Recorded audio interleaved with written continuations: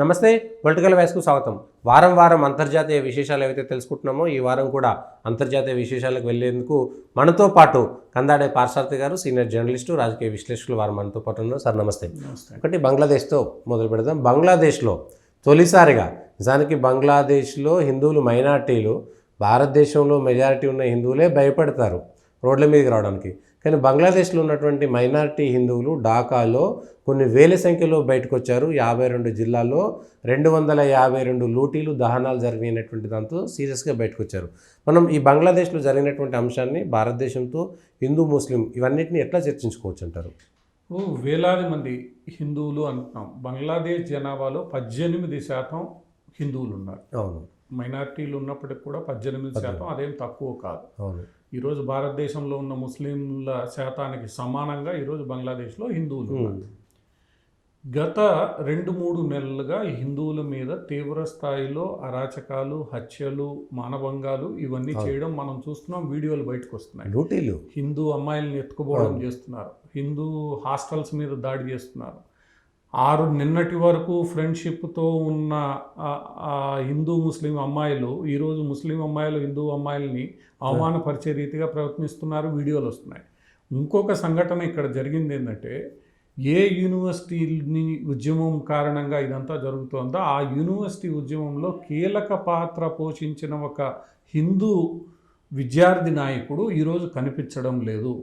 ఆయన కుటుంబ సభ్యులు ఎక్కడున్నారో తెలియడం లేదు. అంటే ఆ విద్యార్థి నాయకుడు ఏమైపోయాడు, ఎందుకు అతను నిన్నటి వరకు అతనితో కలిసి ఉద్యమించిన వాళ్ళు ఈరోజు అతన్ని దాచిపెట్టేశారు. ఇవన్నీ ప్రపంచానికి ఈరోజు సోషల్ మీడియా బయటికి తీసుకొస్తోంది.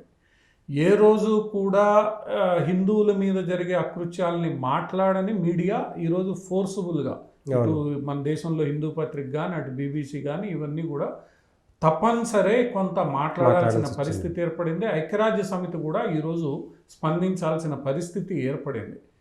ఈరోజు అమెరికాలో కూడా 1-2-3 సెనేటర్లు హిందువులపై జరుగుతున్న అకృత్యాల గురించి మాట్లాడడం ప్రారంభించారు. ఇది ఒక రకంగా ప్రపంచవ్యాప్తంగా ఉన్న హిందువులు ఎవరైతే ఉన్నారో వాళ్ళందరూ కొంత తమ గలాన్ని విప్పే ధైర్యం చేస్తున్నారు. ఎందుకంటే ఈరోజు హిందువుల మనోధైర్యం పెరిగింది, వాళ్ళ యొక్క సంఖ్య లేదా వాళ్ళ యొక్క ప్రాబల్యం పెరిగింది.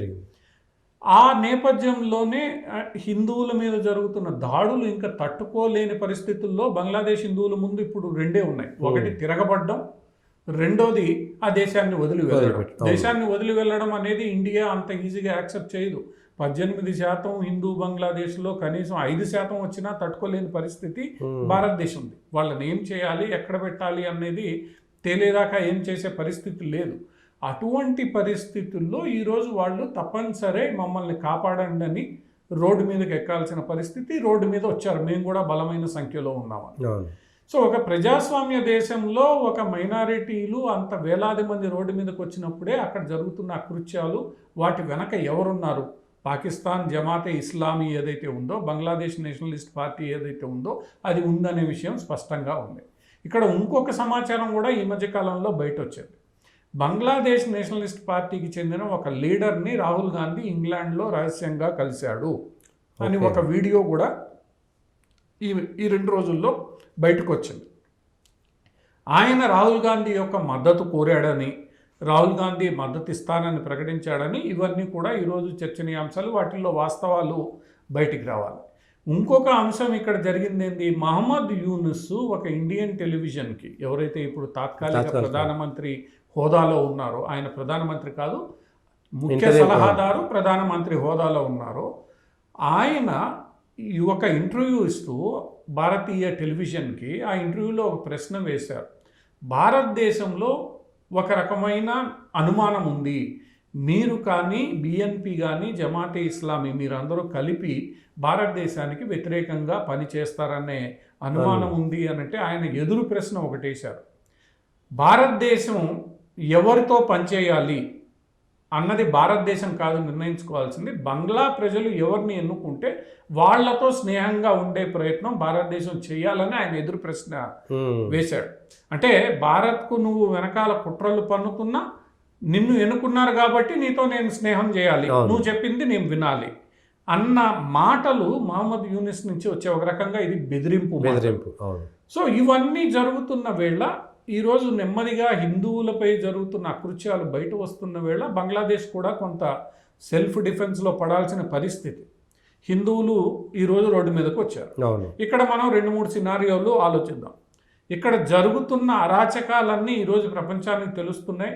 ముస్లింలు ఎలా ప్రవర్తిస్తారు, నిన్నటిదాకా స్నేహితులుగా ఉన్న వాళ్ళు కూడా ఎలా ప్రవర్తిస్తారు అనేది ఈరోజు భారతదేశం అంతా చూస్తోంది సోషల్ మీడియాలో, ప్రపంచమంతా చూస్తోంది. సో భారతదేశంలో ఉన్న హిందూ ముస్లింల మీద కూడా ఇది ప్రభావం పడుతుంది. రేపు కొంతమేర హిందువులు కూడా ఇక్కడున్న ముస్లిమేతర జనాభా ఏదైతే ఉందో అది అర్థం చేసుకునే ప్రయత్నం చేస్తోంది. మనం పూర్తి వివరాలకు పోకపోయినా కొంత అర్థం చేసుకుంటుంది. రెండవ సినారియో ఇది జరుగుతుందా లేదా అన్నది మనం పక్కన పెడితే ఒక ఊహాజనితమైన సినారియోని మనం ఆలోచిస్తే 18% హిందువులు, ఆ 18% హిందువులకు భారత్ మీరేదైతే ప్రాక్సీ వార్ల పేరుతో భారతదేశం మీద కుట్ర పన్నే ప్రయత్నం చేస్తున్నారో భారత్ అదే ప్రయత్నం ఈ 18% హిందువుల్లో 2% తనకు అనుకూలంగా మలుచుకొని చేస్తే ఈరోజు బంగ్లాదేశ్ పరిస్థితి ఏమిటి అంటే, ఇక్కడ నేను ఒక సినారియో, ఇది చాలా హైపోథెటికల్ సినారియో, జరుగుతుందా లేదా తర్వాత, కానీ ఎల్టీటీఈకి ముందు ఇందిరాగాంధీ మద్దతు ఇచ్చి ఏదైతే జరిగిందో అటువంటి సినారియో భారత్ ఈరోజు మరో ముక్తి వాహినిని అక్కడ క్రియేట్ చేసి మీరు చేస్తున్న అకృత్యాలకు వ్యతిరేకంగా వెనక నుండి రహస్యంగా మద్దతు ఇస్తే మీ బంగ్లాదేశ్ పరిస్థితి ఏంది? మీరు ఉల్టా ఆలోచిస్తున్నారు, నేను ఇంకో రకంగా ఆలోచిస్తున్నాను. ఇప్పుడు బంగ్లాదేశ్ని అడ్డం పెట్టుకొని భారత్లో మేము అస్థిరత చేస్తామని మీరేదైతే అంటున్నారో అదే వ్యూహాన్ని భారతదేశం అనుసరిస్తే 18% తక్కువ జనాభా ఏం కాదు. ఆ 18%లో 1% చేరదీసి ఆ 1% గొరిల్లా యుద్ధం వైపు మళ్లించి భారతదేశం కానీ ప్రాక్సీ వార్ స్టార్ట్ చేస్తే బంగ్లాదేశ్ పరిస్థితి ఏమిటి?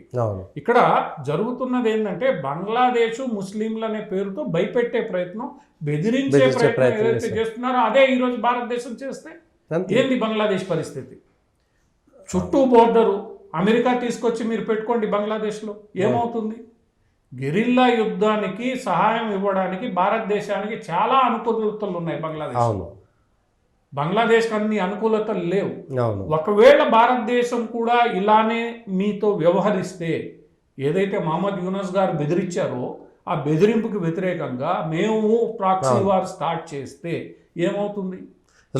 భారతదేశ రక్షణ శాఖకి ఇచ్చిన దాంట్లో 1% నిధులు 1% కేటాయిస్తే ఏమవుతుంది? బంగ్లాదేశ్ ప్రశాంతంగా ఉండదు, బంగ్లాదేశ్ ముస్లింలు ప్రశాంతంగా ఉండరు, బంగ్లాదేశే ప్రశాంతంగా ఉండదు. బంగ్లాదేశ్ లో అమెరికా రాని, పాకిస్తాన్ రాని, ఎవరైనా రాని అంతర్యుద్ధం తప్పని పరిస్థితి ఏర్పడుతుంది. ఆ విషయాన్ని బంగ్లాదేశ్ వాళ్ళు కూడా గుర్తుపెట్టుకోవాలి. భారతదేశాన్ని బెదిరించడం కాదు. మహమ్మద్ యూనస్ గారు మాట్లాడిన తీరు, మేము ఎవరైతే ఇక్కడ ప్రజలు ఎన్నుకుంటారో వాళ్ళు ఆ ప్రజలు భారతదేశంతో మంచిగా ఉండాలని కోరుకోవాలి. మీరు కోరుకోకపోతే మాకు కోరుకోవాల్సిన అవసరం లేదు. It's as simple as that. ఈరోజు భారతదేశ ప్రభుత్వ విధానం, నువ్వు తప్పు చేస్తే నేను తప్పు చేస్తాను, నాకేం అభ్యంతరం లేదు. నువ్వు చేసే ప్రాక్సీ వార్, నేను ప్రాక్సీ వార్ స్టార్ట్ చేస్తే ఏమవుతుందండి? బంగ్లాదేశ్కి వేరే జలంతర్గాములు రాలేవు. భారత్ అడ్డుకట్ట వేస్తే వేరే సైన్యం రాలేదు. 1977లో అమెరికా దీన్ని పంపించే లోపలనే మొత్తం తేల్చవతలు బారేశారు. రష్యా ఈరోజు భారతదేశంతో ఉంది, మరి బంగ్లాదేశ్ ఏమనుకుంటోంది? సో ఇవన్నీ కూడా బంగ్లాదేశ్ని చూపించి ఈరోజు భారతదేశంలో ప్రతిపక్షాలు కూడా మోడీ ప్రభుత్వాన్ని బెదిరించే ప్రయత్నం ఏం చేస్తారు మీరు? ఓకే, మోడీ ప్రభుత్వం ఏం చేయదు. ఇక్కడ హిందువులు, ప్రపంచవ్యాప్తంగా ఉన్న హిందువులు కలిసికట్టుగా నిర్ణయం తీసుకుని బంగ్లాలో హిందువులకు మేము మద్దతు ఇస్తాం, ఆయుధాలు సరఫరా చేస్తాం, ఇంకోటి చేస్తాం అని నిర్ణయించుకుంటే, మీరు రెచ్చగొడితే ఆ నిర్ణయానికి హిందువులు, ప్రపంచవ్యాప్తంగా ఉన్న హిందువులు వెళ్తే ఏంటి పరిస్థితి? అంతే. సో బంగ్లాదేశ్ కూడా అర్థం చేసుకోవాల్సింది ఏంటంటే ఇద్దరం బాగుండాలి. ఒకళ్ళనొకళ్ళు రెచ్చగొట్టే ప్రయత్నం మనం చేయకూడదు. అంటే ఇక్కడ దేశాలని రెచ్చగొట్టే ప్రయత్నం ఒకటి, అక్కడ ఉన్న హిందూ సమాజాన్ని భయపెట్టడం ద్వారా ప్రపంచవ్యాప్తంగా ఉన్న హిందువుల్ని భయపెట్టడం ఒకటి. వీళ్ళు చేస్తున్న ఈ పని ఈరోజు హిందూ సమాజం కూడా మేల్కొని ఉంది. ఈరోజు ప్రపంచవ్యాప్తంగా వస్తున్న మద్దతు ఏదైతే ప్రాక్సీ వార్ మద్దతుగా మారిందంటే ప్రపంచవ్యాప్తంగా ఉన్న హిందువుల మద్దతు ఏమవుతుంది బంగ్లాదేశ్ పరిస్థితి? అంతే ఈ విషయాన్ని మనం ఏదైతే కొన్ని దశాబ్దాలుగా చేస్తూ భారత్ని అడ్డుకట్టేస్తాం లేదా హిందువుల్ని బెదిరిస్తాం అనుకుంటున్నామో అదే హిందువులు ప్రపంచవ్యాప్తంగా ఉన్న హిందువులు ఎదురు తిరిగి చేస్తే బంగ్లాదేశ్ పరిస్థితి ఏమిటి? పాకిస్తాన్లో 3% 4% అనుకుందాం, ఆఫ్ఘనిస్తాన్లో లేరు అనుకుందాం, మంచిదే.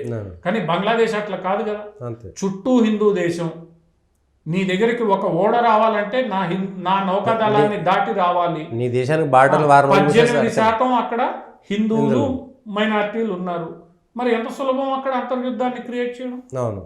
అందువల్ల ఏంటంటే బంగ్లాదేశ్కి మద్దతు ఇచ్చే వాళ్ళు అర్థం చేసుకోవాల్సింది ఏంటంటే మేమేదో హిందువుల్ని బెదిరిస్తాం, మేమేదో భారతదేశాన్ని బెదిరిస్తాం అనుకోకుండా హిందువులు, జాగృతమైన హిందువులు ఎదురు తిరిగితే ఏమవుతుంది? ఈరోజు వేలాది మంది వచ్చారు, దాంట్లో 1% మద్దతు ఇస్తే ఏమవుతుంది? బంగ్లాదేశ్ ప్రశాంతంగా ఉంటుందా? ఉండదు. ఆయుధాలు ఎన్ని కావాలి బంగ్లాదేశ్కి?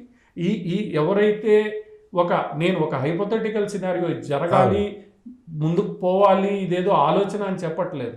ఆ 1% ఆయుధాలు ఇస్తే ఏమవుతుంది? మీరు కత్తులు కటార్లు పెట్టుకుని బెదిరించే ప్రయత్నం చేస్తే AK-47లు సప్లై అవుతాయి. ఏం చేస్తారు మీరు?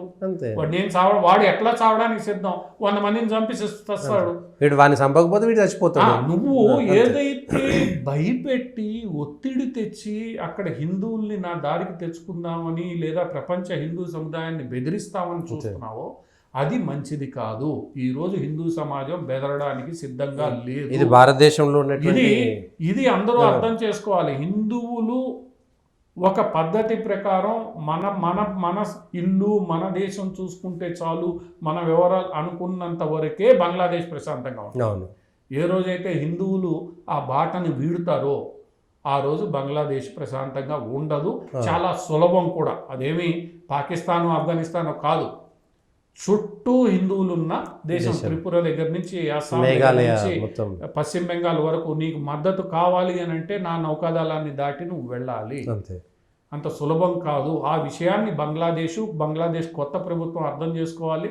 ఇది కేవలం నేను బెదిరించేది కాదు, నేను కూడా వాళ్ళతో కలిసి పనిచేయాలి. భారతదేశంలోని హిందువులతో బంగ్లాదేశ్లోని హిందువులతో మంచి సంబంధాలు కలిగి ఉండాలి అనే ఆలోచన అక్కడ కూడా ఉండాలి. ఆ ఆలోచన లేకుండా మేమేం చెప్తే అది నువ్వు చేస్తావని మహమ్మద్ యూనిస్ బెదిరించినట్లు నువ్వు చెయ్యాలి అని బెదిరించినట్లు చేస్తే మటుకు దీర్ఘకాలంలో బంగ్లాదేశ్కి భారతదేశానికి మధ్య ఉన్న సంబంధాలు పూర్తిగా నాశనం అయితే ఇబ్బంది భారతదేశానికి కాదు. నువ్వు ప్రాక్సీ వార్ చేస్తే నేను ప్రాక్సీ వార్ చేస్తాను. అంతే. దానికి సిద్ధంగా ఉండండి. సిద్ధంగా మీరు ఉంటే ఏం చేస్తారు? ఇది ఒక రకంగా మనల్ని ఏమంటారు? ఈరోజు మీరు తీవ్రవాదాన్ని నేనేం ప్రోత్సహించట్లా, నువ్వు మాట్లాడిన దానికి నేను సమాధానం చెప్పాల్సి అంటే నన్ను చంపుతూ ఉంటే నేను చూస్తూ ఊరుకోవాలా? నా ఆత్మరక్షణ, నా సెల్ఫ్ డిఫెన్స్ అనేది నా రైట్. అది అవును, హిందువులకు కూడా ఆ రైట్ ఉంటుంది, కాపాడుకోవాల్సిన బాధ్యత ఉంటుంది. నువ్వు నన్ను సరైన పౌరుడిగా చూడనప్పుడు ఈరోజు ఏదైతే మీరు ఎదురు తిరిగారో ఆ ఎదురు తిరిగే హక్కు నాకు కూడా ఉంటుంది. ఈ విషయాన్ని బంగ్లాదేశ్ ప్రభుత్వం కొత్తగా పార్టీలు ఇవన్నీ కూడా అర్థం చేసుకోలేదు. పాకిస్తాన్ మద్దతు ఇస్తోంది, అమెరికా మద్దతు ఇస్తోంది, వీళ్ళందరూ వచ్చి మేము కూర్చుంటామనే పద్ధతి కాదు. శ్రీలంకనే ఏమీ చేయలేని పరిస్థితుల్లో పడిపోయింది, ఏం చేయలేరు కూడా. ఈ బంగ్లాదేశ్ అంతకన్నా భౌగోళికంగా చుట్టూ భారతదేశం ఉన్నది. శ్రీలంక అన్న ఒక పక్క ఉంది. శ్రీలంకకి ఎవడైనా అంతర్జాతీయ వాటర్స్ నుంచి నేరుగా రావచ్చు, కానీ బంగ్లాదేశ్కి వెళ్ళాలి అంటే అండమాన్ నికోబార్ దాటి రావాలి, మయన్మార్ దాటి రావాలి. మయన్మార్కు ఆల్రెడీ రోహింగ్యాల విషయంలో బంగ్లాదేశ్ మీద కోపం ఉంది. ఎక్కడి నుంచి వెళ్తారు? అటు మయన్మార్ ఒప్పుకోదు, ఇటు భారత్ ఒప్పుకోదు. ఏం చేస్తారు మీరు వాణిజ్యం? ఈ విషయాన్ని బంగ్లాదేశ్ కూడా గుర్తు చేసుకోవాలి. ఇది చేసుకుంటే అది కరెక్ట్గా ఉంటుంది. లేదనుకో నీకు ఈ బెదిరింపులు అనేవైతే భవిష్యత్తులో సాగవు. ఆ విషయాన్ని బంగ్లాదేశ్ అర్థం చేసుకోవాలి. సేమ్ అదే పాలస్తీనాలో కూడా గజాలో దాడులు జరిగితే 100 మంది పిల్లలు చనిపోయారనేటువంటి మాట చెప్తున్నారు. కానీ పిల్లల కింద ఉన్నటువంటి అంతకుముందు హాస్పిటల్కి సంబంధించినటువంటి దాంట్లో కూడా హాస్పిటల్ మీద దాడి జరిపారని ఇండియన్ మీడియా కూడా కనీసం దాని కింద ఉగ్రవాద స్థావరాలు ఉన్నటువంటి మాట చెప్పట్లేదు. అసలు హమాసు గత కొన్ని దశాబ్దాలుగా ఒక సొరంగం నెట్వర్క్ క్రియేట్ చేసుకుంది గాజా స్ట్రిప్ కింద అనేది అందరికీ తెలిసిన అంశం, ప్రతి ఒక్కళ్ళకి తెలుసు. ఆ సొరంగంలు ఏవైతే నెట్వర్క్ ఉందో దాని కింద బలమైన స్థావరాలన్నీ కూడా, అంటే మనుషులు ఉండడానికి, ఆఫీసులు ఫంక్షన్ చేయడానికి, అవన్నీ కమాండ్ కంట్రోల్ సెంటర్స్ కానీ అన్నీ కూడా వాళ్ళు కావాలని హాస్పిటల్స్, స్కూల్స్ కింద కన్స్ట్రక్ట్ చేశారనేది ఇప్పుడు ఆల్రెడీ వెలుగులోకి వస్తున్న అంశం. ఎందుకంటే గతంలో నార్త్ గాజాలో ఏదైతే గాజా దీని వైపు ఉందో అక్కడ సిటీస్లో దాడి చేసినప్పుడు హాస్పిటల్స్ కింద నెట్వర్క్ పెద్ద పెద్ద ఇవి ఉన్నాయి, కమాండ్ కంట్రోల్ సెంటర్స్ ఉన్నాయి. ఈరోజు అవే కమాండ్ కంట్రోల్ సెంటర్స్ని ఇజ్రాయెల్ ఇది చేయాలి. దానికి రక్షణగా పాలస్తీనా ఏం చేస్తోంది? పౌరుల్ని హాస్పిటల్స్ అనే పేరుతో, స్కూల్స్ అనే పేరుతో, మసీదులు అనే పేరుతో పౌరుల్ని జమ చేసి పెడుతోంది. కింద వాళ్ళు పని చేసుకుంటూ ఉంటారు. ఇది బహిరంగ రహస్యం. ఈ రహస్యాన్ని తెలిసిన ప్రతి ఒక్కళ్ళు ఖండించాల్సింది ఎవరిని? యుద్ధంలోకి పౌరుల్ని షీల్డ్గా వాడుకుంటున్నది హమాస్. హమాస్ని ఎవరు ఖండించరు, అంతా ఇజ్రాయెల్దే తప్పంటారు. మరి హమాస్ దాకా ఎలా వెళ్తుంది ఇజ్రాయెల్? ఇప్పుడు ఇజ్రాయెల్ మీద దాడి చేసి 1200 మంది చనిపోవడానికి కారణం హమాస్. అది ఎందుకు చేయనిచ్చారు మీరు? హమాస్ చేసిన తర్వాత హమాస్ని ఎవరు తప్పుపట్టినప్పుడు ఏమవుతుంది అక్కడ? ప్రతిరోజు ఇజ్రాయెల్ మీద నేను సొరంగంలో దాక్కొని దాడి చేస్తా, లేదా స్కూల్ కింద ఉండి నేను మొత్తం నెట్వర్క్ని కంట్రోల్ చేస్తానంటే అయ్యే పని కాదు. అది ఈరోజు ఇజ్రాయెల్ స్పష్టంగా చెప్పేసింది. ఇది ఒక పరిణామం. దాని మీద ఏదైతే చర్చ జరుగుతుందో దాన్ని ఎవరు ఖండించరు. ఇజ్రాయెల్ గాజాలో జరుగుతున్న దాన్ని, గాజాలో హమాస్ చేస్తున్న దాన్ని ఎవరు ఖండించకపోగా ఈరోజు పరిస్థితి ఏంటి? ఎవరైతే ఈ దాడికి కారణమో, ఎవరైతే హమాస్ మిలిటరీ కమాండర్గా ఉన్నారో సిన్వర్ అనే ఆయన్ని ఈరోజు పాలస్తీనా హమాస్ పొలిటికల్ చీఫ్గా, అంటే హమాస్ అధినేతగా డిక్లేర్ చేశారు. ఎందుకు డిక్లేర్ చేశారు? ఇప్పుడు 2 దేశాల మధ్య యుద్ధాన్ని ఆపాలి అని అంటే 2 దేశాలకు ఆమోదయోగ్యమైన నేతలు ఆమోదయోగ్యమైన రీతిలో చర్చలు జరిపితేనే వస్తాయి. కానీ ఈ సిన్వర్ అనే వ్యక్తి అక్కడ జరిగే తీవ్రవాద కార్యకలాపాలన్నిటికీ నేతృత్వం వహిస్తున్నాడు. ఆయన హమాస్ మిలిటరీ చీఫ్. ఏ రోజు కూడా ఇజ్రాయిల్తో శాంతి ఉండాలని అతను కోరుకోలేదు. ఈ 2023లో జరిగిన దాడికి కూడా అతనే మూలకారి, ప్రణాళిక రూపొందించిన వ్యక్తి. అటువంటి వ్యక్తిని ఈరోజు మీరు చీఫ్ నెగోషియేటర్గా, పొలిటికల్ హెడ్గా మీరు ప్రకటిస్తే ఈరోజు ఇజ్రాయెల్ ఒప్పుకుంటుందా? ఎవడైతే చంపాడో వాడితో నేను కూర్చొని మాట్లాడగలుగుతాను?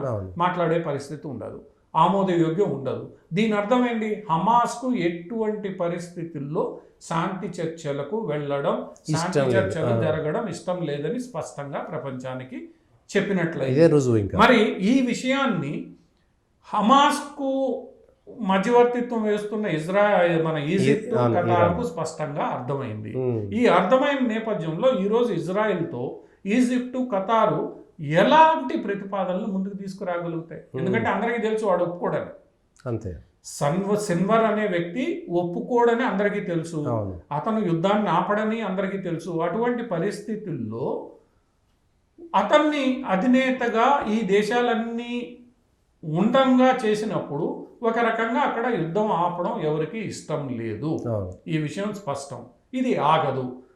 ఇటువంటి పరిస్థితుల్లో ఇప్పుడు గల్ఫ్ దేశాల ముందున్న ఒక అతిపెద్ద సవాల్ ఏంటంటే ఆ దేశాలు ఏవి కూడా పెద్ద స్థాయిలో యుద్ధాన్ని కోరుకోవడం లేదు.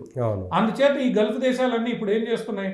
ఇరాన్ను యుద్ధానికి పోకుండా, అటు లెబనాన్ని యుద్ధానికి పోకుండా, ఎవరైతే హిజ్బుల్లా, హమాస్ ఉన్నాయో వాళ్ళు ఇజ్రాయెల్తో ఎప్పుడు కొట్టుకుంటూనే ఉంటారు. మీరు కొట్టుకోండి, ఎవరు జోక్యం చేసుకో, ఎవరు గెలిస్తే వాళ్ళు అంతే అన్న రీతిలో వ్యవహరించాలన్న నిర్ణయాన్ని తీసుకున్నాయి. మొన్న సౌదీ అరేబియాలో జరిగిన సమావేశంలో కూడా దీన్ని ఫుల్ బ్లోన్ వారుగా చెయ్యకూడదు, కానీ ఇజ్రాయెల్ చేసిన పనిని ఖండించాలి అన్న నిర్ణయం తీసుకున్నారు తప్ప ఇజ్రాయెల్కి వ్యతిరేకంగా ఇది ఫుల్ బ్లోన్ వారుగా వెళ్ళకూడదనేది వీళ్ళు. అంటే ఇక్కడ హమాస్ తీసుకున్న నిర్ణయం, హమాస్ తప్పనిసరి ఈరోజు సిన్వర్ని తప్పనిసరి పెట్టిందా? ఎందుకంటే సిన్వరు ఈరోజు మిగతా దేనిని యాక్సెప్ట్ చేసే పరిస్థితుల్లో లేడు. సో ఇప్పుడు మొత్తం బాధ్యత మిగతా వాళ్ళ మాట వినని వ్యక్తిని అతని మీదే బాధ్యత పెట్టారు. ఈరోజు నువ్వు వినాలి, నువ్వు వినకపోతే ఏం జరుగుతుందో అందరికీ తెలుసు. ఎందుకంటే అందరి మాట అతను వినడని తెలుసు. ఇప్పుడు అతను చర్చలకి రావాలి అని అంటే గాజాను వదిలి బయటికి రావాలి. గాజాను వదిలి ఆయన బయటికి రావాలి. బయటకు వచ్చే పరిస్థితి లేదు. ఎందుకంటే ప్రపంచవ్యాప్తంగా చాలా దేశాలు అతన్ని గ్లోబల్ టెర్రరిస్ట్గా డిక్లేర్ చేశాయి. అమెరికా కూడా చాలా అసంతృప్తి వ్యక్తం చేసింది. సో ఇక్కడ ఏంటంటే ఒక నెట్వర్క్ ఏదైతే ఇరాన్ దాన్ని ఏమంటున్నారంటే నాన్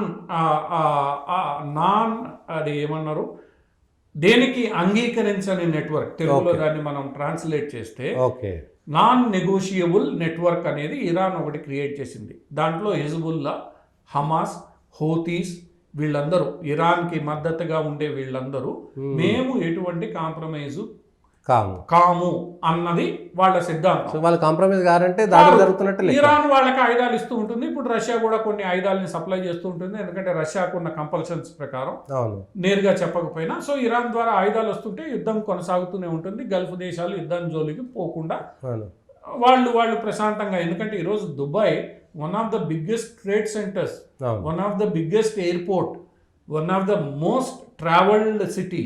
సో అటువంటి స్థితిని ఈరోజు ఒక వార్ బ్లోన్ అయితే ఏమవుతుంది ఆ సిటీ పరిస్థితి? మూసుకోవాల్సిందే. దుబాయ్ కానీ, మస్కట్ కానీ, ఖతార్ కానీ, లేదా దోహా కానీ, ఇవన్నీ ఈరోజు వైబ్రెంట్ సిటీస్గా వాళ్ళు తయారు చేసే ప్రయత్నంలో పడినప్పుడు ఇక్కడ 2-3 ఏళ్ళు యుద్ధం సాగితే, ఎందుకంటే అమెరికా ఖచ్చితంగా యుద్ధంలోకి వస్తుంది, ఒక రోజులో తెగదు తెల్లారదు, 2-3 ఏళ్ళు సాగుతుంది. సాగినప్పుడు ఏమవుతుంది? ఈ నగరాలన్నీ అల్లకల్లోలం అయిపోతాయి. కాబట్టి ఈ దేశాలు జాగ్రత్త పడతాయి. లెబనాన్లో కూడా సగం ప్రజలు మీరు మా జోలికి రావద్దు, హిజ్బుల్లా ఏం చేసుకుంటుందో చేసుకోండి అని వణికిసి వస్తున్నారు. ఇటువంటి పరిస్థితుల్లో ఈజిప్ట్ యుద్ధానికి సిద్ధంగా లేదు, అమెరికాని కాదని.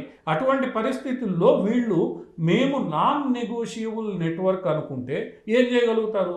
ప్రత్యక్ష యుద్ధం చేస్తారా, లేదా ప్రత్యక్ష యుద్ధం అని బెదిరిస్తూ కాలం గడుపుతారా, లేదా పరోక్షంగా హమాస్కి, హిజ్బుల్లాకి మద్దతు ఇచ్చి ఇజ్రాయెల్ మీద రోజు దాడులు చేస్తారు. దానికి ఇజ్రాయెల్ ఎప్పుడూ సిద్ధమే. ఎందుకంటే ఇజ్రాయెల్ ఏర్పడినప్పటి నుంచి దీనికి సిద్ధంగానే ఉంది, నడుస్తూనే ఉంటుంది అది. సో దీనివల్ల కలిగే లాభం ఎవరికి? హమాస్కి ఏమైనా లాభం కలుగుతుంది? ఈరోజు 300 మంది ఇజ్రాయెల్ స్కూల్ మీద, మళ్ళీ రేపు ఇంకో స్కూల్ మీద వేస్తుంది. మీరన్నా తగ్గండి, అప్పటిదాకా నేను తగ్గను అన్నది ఇజ్రాయెల్ మీద ఏడ్స్ వచ్చేటప్పుడు ఒక్కరు కూడా హమాస్ నుంచి కాల్పులు ఆపాలని ఒక్కరు మాట్లాడలేదు. అది స్వాతంత్ర పోరాటం, ఇజ్రాయెల్ స్వాతంత్ర పోరాటం కదా. ఎవరైనా చర్చల ద్వారా మీరు పరిష్కరించుకున్నారు కూడా. 2 స్టేట్ థియరీ ఏదైతే యాసర్ అరాఫత్ కాలంలో నిర్ణయించబడిందో, 2 రాష్ట్రాలు, 2 దేశాల పాలన మీరు చేసుకోండి. ఆ రోజు ఏమైంది? మీలో మీరు కొట్టుకుని విడిపోయారు. వెస్ట్ బ్యాంక్ ప్రాంతం ఏదైతే ఉందో అక్కడ పాలస్తీనా అథారిటీ పాలిస్తుందో అథారిటీని కాదని మీరు స్వతంత్ర దేశం అనుకున్నారు. మంచిదే, మీరు స్వతంత్ర దేశం కండి, వెస్ట్ బ్యాంక్ని స్వతంత్ర దేశంగా ఉండమనండి, ఇజ్రాయెల్ని ఉండనివ్వండి, అయిపోతుంది. మీరు సరిహద్దులు దాటి తీవ్రవాద కార్యకలాపాలు పాల్పడాల్సిన అవసరం ఏంటి? మీరు శాంతిగా ప్రశాంతంగా మీ ప్రజలకి మంచి భవిష్యత్తు ఇవ్వాలనుకుంటే మీరు మీ దేశాన్ని పాలన. ఎన్నో నగరాలతో కూడిన దేశాలు ఉన్నాయి, సింగపూర్ ఉంది. ఇటువంటి చిన్న చిన్న దేశాల్లో నువ్వు గాజా కూడా ఒకటి ఉంటుంది, ఎవరు కాదనరు. నీకు శాంతి ఉన్నప్పుడు ఇజ్రాయెల్ కూడా గాజా నుంచి వచ్చే వాళ్ళని పని చేసుకొని మళ్ళీ వెనక్కి వెళ్ళండి అని చెప్పింది. అట్లా జరిగింది కూడా చాలా మధ్యలో 4-5 సంవత్సరాలు. ఆ పని ఎందుకు పాలస్తీనా లేదా హమాస్ చెయ్యదు? నువ్వు బతుకు, నన్ను బతకనివ్వు, లేదా నేను బతుకుతా నువ్వు బతుకు అన్న సిద్ధాంతాన్ని ఎందుకు ఇక్కడ అంగీకరించట్లేదు? ఈరోజు బంగ్లాదేశ్లో కూడా మేము చెప్పింది నువ్వు వినాలి. ఎందుకు వినాలి? ఇప్పుడు మేము చెప్పింది వినకపోతే అలజడి సృష్టిస్తాం, తీవ్రవాదాన్ని రెచ్చగొడతాం. ఏంటి మాటలు? ఎన్ని చేస్తారు మీరు? అంటే ఒప్పుకుంటున్నట్టు మేము తీవ్రవాదులు అనేటువంటిది వాళ్ళే ఒప్పుకున్నట్లు లెక్క. మహమ్మద్ యూనిస్ లాంటి నోబుల్ శాంతి పథకాన్ని తీసుకున్న వ్యక్తి ఈ మాటలు మాట్లాడడం, ఇప్పుడు భారత ప్రభుత్వం ఖండించకపోవచ్చు, తప్పనిసరి భారత ప్రభుత్వం ఆయనతో మాట్లాడాల్సి రావచ్చు 2 దేశాలు కాబట్టి. కానీ ఆయన మాట్లాడిన విధానం ఏదైతే ఉందో అది సరైనది కాదు. ఈరోజు హిందువులు రోడ్డు మీదకి రావాల్సిన అవసరం ఏమొచ్చింది? నువ్వు ఆ మైనారిటీలు 18% ఉన్నావు, వాళ్ళ పరిరక్షణకి ఏం చేస్తావు? కేవలం ప్రకటనలు ఇస్తావా? ఈరోజు ఏమవుతోంది? మీరిచ్చిన ఈ ధైర్యంతోనే వీళ్ళు ఇష్టానుసారం చేస్తున్నారు. సుప్రీంకోర్టు ప్రధాన న్యాయమూర్తి ఏం చేశాడండి? మీకు అనుకూలంగా తీర్పిచ్చాడు కాబట్టి ఆయన రాజీనామా చేయాలన్నా.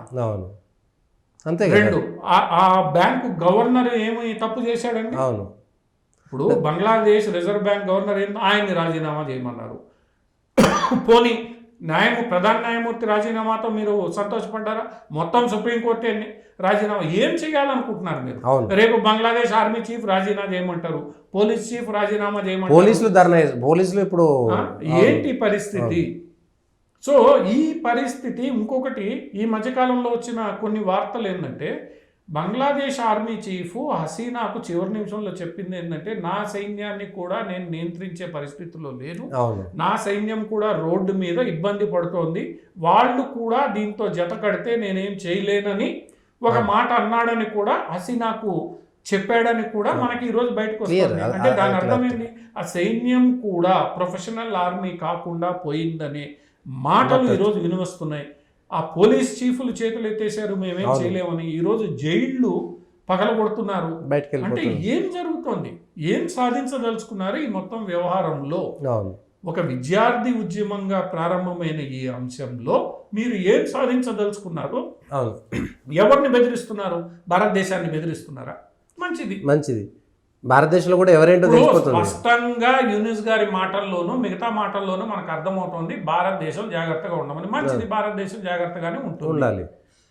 భారతదేశం ఆల్రెడీ సరిహద్దుల్లో పూర్తి స్థాయి భద్రత ఏర్పాటు చేసుకుంటోంది.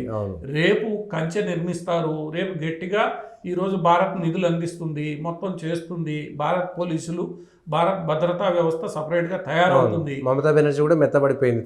మమతా బెనర్జీ ఏం చేస్తుంది? ఇంతమంది హిందువుల్ని తీసుకుంటావా నువ్వు? అవును. పోనీ ముస్లింలను తీసుకుంటావా? తీసుకోలేరు. ఇప్పుడు నీ బంగ్లాలోకి ఎంతమంది నేను తీసుకుంటా, అందరినీ స్వాగతిస్తా అన్న వ్యక్తి తీసుకో. ఈరోజు బోర్డర్ నిన్న ఏం జరిగింది? బిఎస్ఎఫ్ బోర్డర్ దగ్గరికి పోయి ఏదో చేస్తే బిఎస్ఎఫ్ వాళ్ళు రానిలేదు. అదొక గోలు. ఎందుకు రానిస్తారు? అంతే. బిఎస్ఎఫ్ పరిధి నీ పరిధి కాదు, నువ్వు చెప్పినట్టు నే పోలీసులు కాదు వాళ్ళు. వాళ్ళకి స్పెసిఫిక్ టాస్క్లు ఉన్నాయి, వాళ్ళు ఆ పని చేస్తారు. అంతే. నువ్వేం సాధించాలనుకుంటున్నావు? ఈరోజు భారతదేశంలో ఉన్న ప్రతిపక్షాలు కానీ భారతదేశంలో ఉన్న అందరూ అర్థం చేసుకోవాల్సింది ఏంటంటే, ఈ చర్యలన్నీ హిందువులను ఏకం చేస్తాయి. భారతదేశానికి మేలు చేసినట్లు లెక్క. రేపు హైదరాబాద్ లో ఏం జరగచ్చు, మెజారిటీ ముస్లిం మెజారిటీ ప్రాంతాల్లో ఏం జరగచ్చు అన్న ఒక భయం, ఒక ఆందోళన వీళ్ళల్లో ఉంది. ఇది రెచ్చగొట్టడం కాదు, దీన్ని సరిచేయాల్సిన బాధ్యత ఎవరి మీద ఉంటుంది? ముస్లిం సముదాయం మీదనే ఉంటుంది. మీరు రెచ్చగొడుతూ ఉంటే ఆ ఆందోళనతో భారతీయ హిందువులు కూడా ఏకీకృతమై తమ రక్షణకు సిద్ధమయ్యే పరిస్థితి ఏర్పడుతుంది. ఇది గతంలోనూ జరిగింది. సో పాలస్తీనా విషయంలో ఏదైతే జరుగుతుందో అందరూ చూస్తున్నారు. ఈరోజు బంగ్లాదేశ్లో జరుగుతున్నది అందరూ చూస్తున్నారు. కేవలం ఒక వర్గానికి మాత్రమే ప్రపంచంలో కొందరు కొమ్ము కాయడం అనేది వాళ్ళందరికి కూడా మంచిది కాదు. ఈరోజు యూరోప్లో జరుగుతున్న పరిణామాలు మీరు గుర్తుపెట్టుకోవాలి. ఇవన్నీ మంచిది కాదు. సర్వస్వతంత్రంగా ఎవరు తప్పు చేసినా వాళ్ళని ఈ అంశం ద్వారా ఇటు లెబనాను, లేకపోతే ఇటు పాలస్తీనా, ఇటు బంగ్లాదేశ్లో అంతర్యుద్ధము, ఆఫ్ఘనిస్తాన్లో తాలిబాన్లు, పాకిస్తాన్లో అంతర్యుద్ధము, ప్రపంచంలో ఎవరు శాంతి కాముకులు ఎవరు కాదనేటువంటి అంశం ప్రపంచ ప్రజలకు దీని ద్వారా పూర్తిగా తెలిసిపోయింది. ఈరోజు మరొకసారి ఎక్స్పోజ్ అయిపోయింది. గల్ఫ్లో రాచరికపు దేశాలన్నీ దీన్ని అంగీకరించే అణచివేస్తున్నాయి. సౌదీ అరేబియా స్పష్టంగా ఉంది, ఎవడైనా తీవ్రవాదం, ఐసిస్, స్టూడెంట్ ఇస్లామిక్ మూవ్మెంట్ ఇట్లాంటి పేర్లు ఎత్తితే వాడిని ఉరి తీసేస్తున్నారు. సౌదీ అంగీకరించట్లా, ఖతార్ అంగీకరించట్లా, ఒమన్ అంగీకరించట్లా, యుఏఈ బహ్రెయిన్ లాంటి దేశాలు కూడా ఇవన్నీ ఏవి అంగీకరించట్లేదు. అటువంటి పరిస్థితుల్లో వాళ్ళు తెలుసు దీనికి నేను అవకాశం ఇస్తే ఏం జరుగుతుంది. ఇప్పుడు యెమెన్ ప్రజాస్వామ్య దేశం, ప్రజాస్వామ్యంగా ఎక్కడైతే ఇటువంటి రాచరిక వ్యవస్థలు లేవో, జోర్డాన్లో రాజు, ఎక్కడైతే రాచరిక వ్యవస్థలు లేవో ప్రజాస్వామ్యం ఉందో అక్కడంతా అలజడి ఉంది. సిరియా తీసుకోండి, లెబనాన్ తీసుకోండి, తర్వాత యమన్ తీసుకోండి, ఈరోజు బంగ్లాదేశ్ తీసుకోండి, పాలస్తీనా తీసుకోండి, పాకిస్తాన్ తీసుకోండి, ఇరాక్ తీసుకోండి. ఇక్కడంతా కూడా ఇరాన్లో ఒక రకమైన నియంతృత్వ వ్యవస్థ అయినా ప్రజాస్వామ్యం. ఈ దేశాలు ఎక్కడ కూడా శాంతిగా లేవే. ఎందుకు లేవు? ఇక్కడ ఏమైనా హిందువులు ఉన్నారా, బౌద్ధులు ఉన్నారా, క్రిస్టియన్లు ఉన్నారా? లేరు. మీరే కొట్టుకొని వస్తున్నారు. ఈ దేశాలలో ఇంత అశాంతి కారకులు ఎవరు? ప్రపంచ ప్రజలకు తెలిసిపోయింది. తగాదాలే అక్కడ అశాంతికి కారణం. అవును. ఎక్కడైతే రాచరికం ఉండి గట్టిగా అణిచివేస్తోందో అక్కడ ఇబ్బంది లేదు. ఎక్కడైతే ప్రజాస్వామ్యం అంటే మీ ప్రజాస్వామ్యాన్ని పరిరక్షించుకునే వ్యవస్థలు ఏవైతే ఉన్నాయో అవి సరిగ్గా లేవు. అంటే మీకు ప్రజాస్వామ్యం అంటే గౌరవం లేదు, ఇష్టం కూడా లేదు. బంగ్లాదేశ్ లో జరిగిన పరిణామాలు ప్రజాస్వామ్యబద్ధంగా ఒక ఉద్యమం జరిగినప్పుడు దానికి పరిష్కారం లభించినప్పుడు అది ఆటోమేటిక్ గా విత్డ్రా కావాలి. ఈ రోజు కూడా ఎందుకు కావట్లేదు అంటే మీకు ప్రజాస్వామ్యం అంటే ఇష్టం లేదు, ప్రజాస్వామ్యం నడవడం ఇష్టం లేదు. ఎందుకంటే మేం చెప్పింది మీరు వినాలి అన్న ధోరణి తప్ప ప్రజాస్వామ్యాన్ని నడిపించాలని లేదు. ఎవరు వాళ్ళు ప్రజాస్వామ్యాన్ని నడిపించలేరని కూడా రుజువైపోయింది. ఇప్పుడు ఆ పరిస్థితి వచ్చే ఈజిప్టు, లిబియా వీటన్నిటిలో ఈరోజు మళ్ళా ఒక రకమైన వ్యవస్థలు ఏర్పడ్డాయి. వీళ్ళందరినీ నిషేధించారు అక్కడ. ఆఫ్రికాలో ఉన్న దేశాలన్నీ కూడా నిషేధించాయి, చాలా తీవ్రమైన కఠినమైన చర్యలు తీసుకున్నాయి. అందువల్ల అర్థం చేసుకోవాల్సింది ఏంటంటే వీళ్ళందరికీ ప్రజాస్వామ్యం మీద నమ్మకం లేదు, విశ్వాసం లేదు. మేము చెప్పింది అవతలవాడు వినాలనే ఏదైతే మనస్తత్వం ఉందో ఆ మనస్తత్వం మంచిది కాదు. నువ్వు అందరితో కలిసి బతకడం నేర్చుకోవాలి, అది మేము చెయ్యమనుకున్నప్పుడు ఈ ఇబ్బందులన్నీ వస్తాయి. ఆ ఇబ్బందులన్నీ ఎక్కడ వస్తున్నాయి? మీరు మెజారిటీ ఉన్నారో అక్కడే వస్తున్నాయి. ఈరోజు బంగ్లాదేశ్లో కూడా అదే పరిస్థితి తెచ్చుకున్నారు, ఆఫ్ఘనిస్తాన్లో అదే పరిస్థితి, పాకిస్తాన్లో అదే పరిస్థితి. పాకిస్తాన్లో ప్రజాస్వామ్యం మనడం లేదు, ఆ ప్రజాస్వామ్యం ఉందని సైన్యం చూపించే ప్రయత్నం చేస్తాం తప్ప అక్కడ ప్రజాస్వామ్యం లేదు.